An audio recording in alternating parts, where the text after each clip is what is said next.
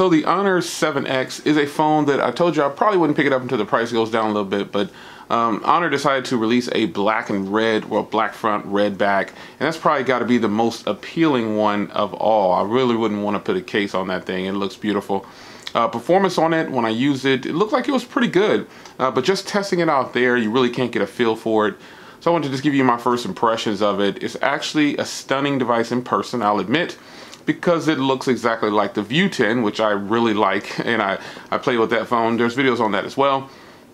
But Honor / Huawei, you know, parent company, they did a good job with this lineup right here. I think it's not that the phone is overpriced. $199 is actually really fair price for the premium. The way that phone feels, it feels really premium.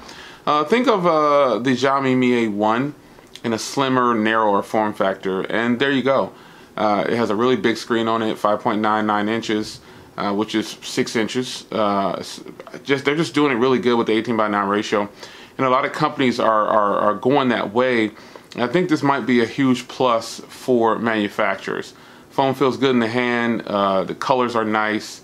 I think it's a good look by Honor. So I hope they make a bigger footprint in the U.S. They do have. Huawei has a lot of Huawei phones that are going to be hitting the US, so Mate 10, Mate 10 Pro. So View 10 I'm really excited about. The Honor 7X, I might just get it just because of the red color. I really like that. Whether it goes down in price or not, I might just grab that phone. So I'll see you guys in the next video. My first impressions, Honor 7X.